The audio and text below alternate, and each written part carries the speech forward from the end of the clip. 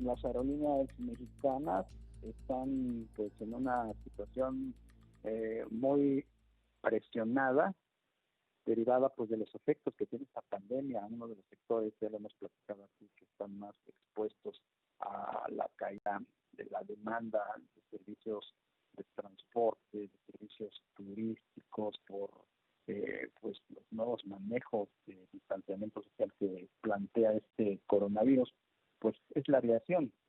La aviación es un sector altamente o intensivo en capital, y también pues muy vulnerable ante acontecimientos como este que estamos viviendo. Y las empresas mexicanas, las aerolíneas mexicanas están todavía en el peor de los mundos, porque a diferencia de sus pares en otros países, aquí pues no ha habido una política de apoyo, una política de acompañamiento que pues les permita tener un mayor margen de maniobra para encarar esta crisis. Vamos a platicar sobre el asunto con Fernando Gómez, analista del sector aeronáutico. Fernando, ¿cómo te va? Buenas tardes. Muy buenas tardes, Darío, amigos de Imagen Radio, a sus órdenes. Oye, pues no hay aerolínea que la esté pasando bien en estos momentos. ¿Tú qué escenario ves para el mediano plazo, una vez que pues la actividad vaya tomando paulatinamente su ritmo de crecimiento? Bueno, inmediatamente en el mediano plazo habrá un reacomodo del mercado aéreo entre las aerolíneas que logren sobrevivir. Si bien es cierto que el COVID-19 ha impactado los efectos de esta contingencia sanitaria a nivel mundial tras el cierre de operaciones hasta en un 95% en el caso de la Ciudad de México, pues ha generado pérdidas enormes a las aerolíneas, pero ya de por sí tenían antes de esta pandemia, déjame comentarte, Darío, que ya venían arrastrando una situación difícil las aerolíneas mexicanas, como otras en el mundo. Ya anteriormente venían arrastrando adeudos por altos costos en el precio del combustible, altos cobros en aeropuertos. Uno de ellos es principalmente los aeropuertos mexicanos, que la IATA ha calificado como de los más caros en el mundo, y otros impuestos, así como la depreciación de sus propias monedas, en este caso en México, la depreciación del peso frente al dólar, ya que todos los costos operativos pues están en dólares. Si bien ha venido incrementándose también el precio de la turbocina, que es el principal costo operativo, pues tenemos un escenario en el cual ya tiene años que venía arrastrándose una situación complicada para las líneas aéreas en México especialmente. Recordemos que hace poco el inversionista George Soros había desinvertido de las aerolíneas, 4 aerolíneas principales en Estados Unidos en las que tiene acciones, se había desinvertido con pérdidas. Tuvo que vender precisamente por este escenario que se enfrentaba por la pandemia y la recuperación que falta en el largo plazo. Estamos hablando de 1 año, 2 años de recuperación según los cálculos conservadores para recuperar el mercado antes de la pandemia. Esto independientemente, Darío, el público que nos está escuchando, de que las aerolíneas pudieran tener una recuperación individual, una recuperación por sí mismas. Es decir, tenemos 2 recuperaciones que enfrentar.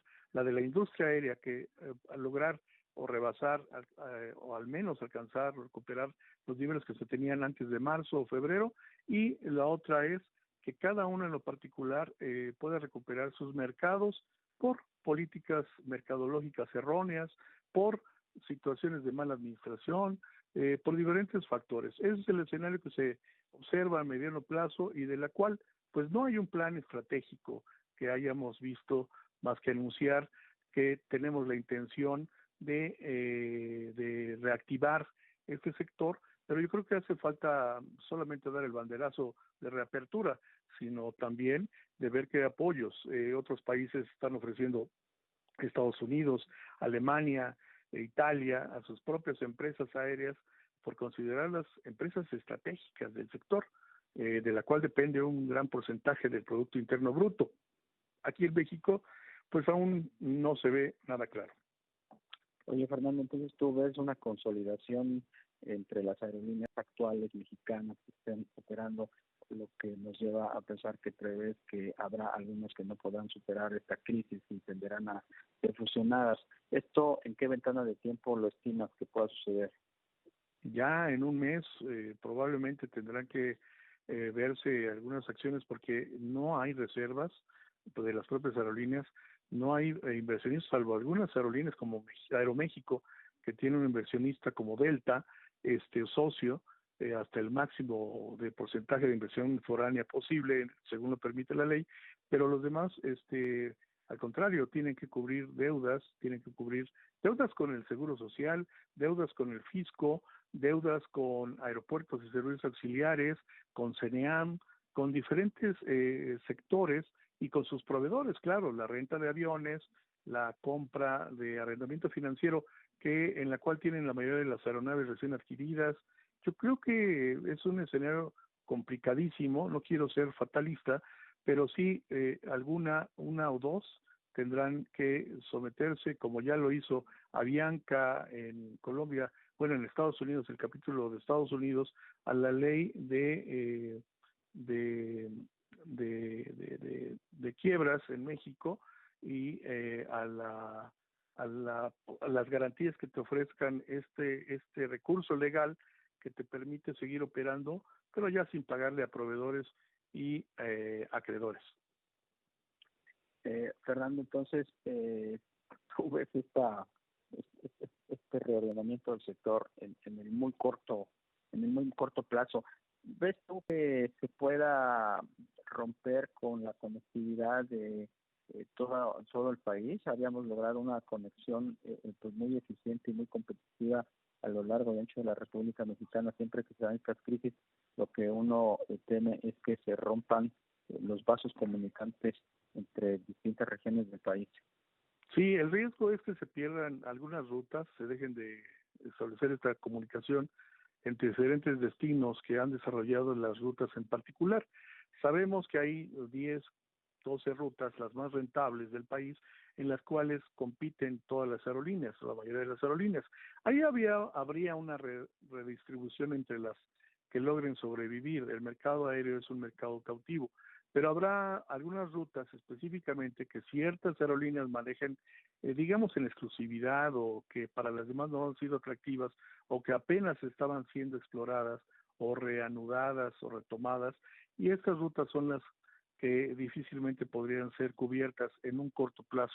Recordemos la experiencia con Mexicana y Aviaxa, las otrora segunda y primera aerolíneas en el país, o segunda y tercera, dependiendo del año que estemos revisando, y habrá rutas que dejaron de ser cubiertas, por lo cual tuvo que centralizarse todos esos vuelos de conexión hacia la Ciudad de México.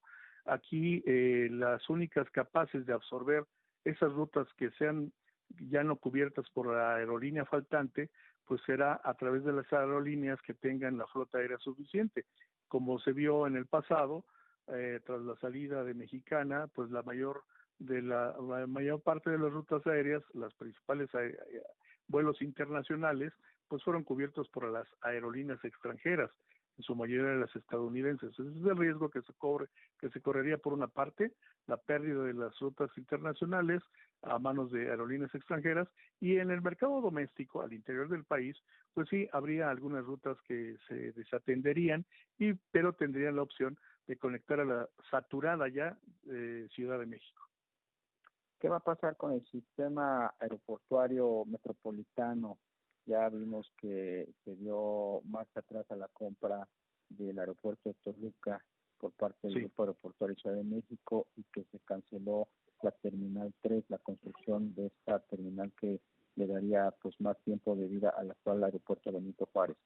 Mira, le da un poco más de tiempo de vida esta pandemia o esta contingencia, porque los vuelos y los pasajeros se han reducido enormemente. Te repito, hasta en un 95% en el caso de la Ciudad de México, y una vez que se recupere, que se estima de 6 a 12 meses, si bien nos va, que podría durar más incluso, pero el escenario para el sistema aeroportuario metropolitano es complicado también, porque por una parte, tras la cancelación de estos dos proyectos que bien mencionas en Toluca y la T3 en AICM, pues el gobierno tiene la oportunidad de destinar esos recursos hacia otros sectores más apremiantes. Tiene la oportunidad también de repensar cuál es la estrategia en ese sentido para reactivar o para mejorar el servicio. Recordemos que el problema parte de origen de la saturación del actual aeropuerto Ciudad de México. Y Santa Lucía, pues realmente no vendría a resolver gran cosa, no obstante la inversión y la intención que tiene el gobierno actual, pero no resuelve en gran medida la capacidad o la demanda del mercado. Es decir, habría que resolver primero lo que hasta el momento no se sabe, es cómo se van a distribuir los vuelos entre un aeropuerto y otro, entre el Santa Lucía y el Benito Juárez, porque no puede haber doble costo operativo, y menos en estas circunstancias, al trasladar las operaciones de cierto número de aerolíneas a aquella terminal, en caso que se decidiera tener ambas terminales operando los dos tipos de vuelos, tanto nacionales como internacionales, y por otro lado, la conectividad entre una y otra, ¿no? Los tiempos de espera para el traslado entre uno y otro. Pues Fernando Gómez, analista del sector aeronáutico, como siempre un gusto platicar contigo. Gracias.